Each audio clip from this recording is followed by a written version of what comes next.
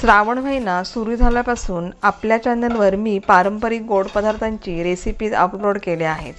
पण तेच गोड पदार्थ स्वादिष्ट आणि सुगंधित होण्यासाठी त्यामध्ये आपल्याला वेलची पावडर घालावी लागते। इथे महत्त्वाची टिप एक लक्षात ठेवायची आहे।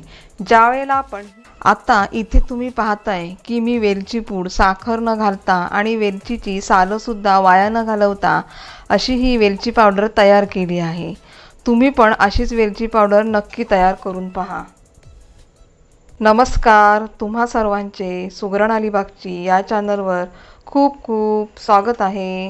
आजच्या व्हिडिओमध्ये तुम्ही पाहणार आहात वेलचीमध्ये साखर न घालता आणि वेलचीची सालेही वाया न घालवता आपल्याला त्या घरीच अशी ही वेलची पूड तयार करून घ्यायची आहे।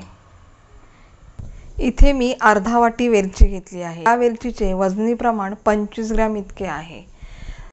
गॅसची फ्लेम स्लो ठेवूनच आता ही वेलची मी भाजून घेणार आहे। लक्षात ठेवायचे आहे, वेलची ही भाजून घेताना गॅसची फ्लेम स्लोच ठेवायची आहे। त्या पद्धतीनेच आपल्याला ही वेलची भाजून घ्यायची आहे।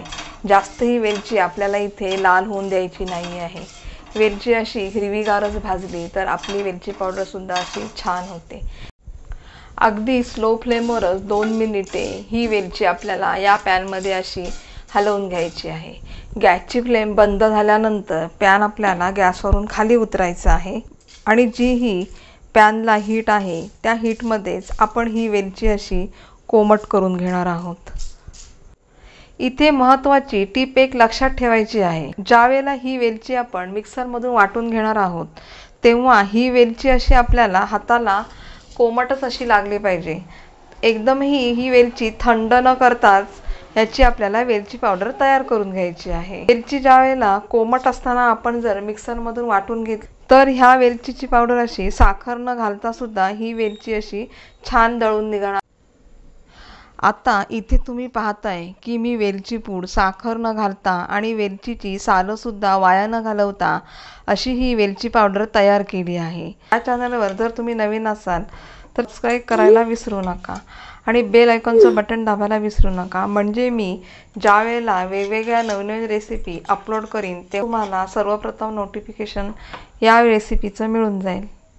इथे तुम्ही पाहताय अगदी 25 ग्रॅम वेलची आपण व्यवस्थित जर भाजून घेतली तर अशा या मिक्सरच्या भांड्यामध्ये सुद्धा ही वेलची अशी छान बारीक या वेलचीची पूड तयार होते। वेलची पावडर बनवण्याची पद्धत तुम्हाला आवडली का आणि तुम्ही वेलची पावडर कशा पद्धतीने बनवता हे मला कमेंटमध्ये नक्की सांगा। ही व्हिडिओ पाहिल्याबद्दल तुमचे खूप खूप धन्यवाद। आता भेटूया अशाच नवीन रेसिपी घेऊन पुढील व्हिडिओमध्ये। व्हिडिओला नक्की शेअर करा, कमेंट करा आणि लाईक करायला विसरू नका।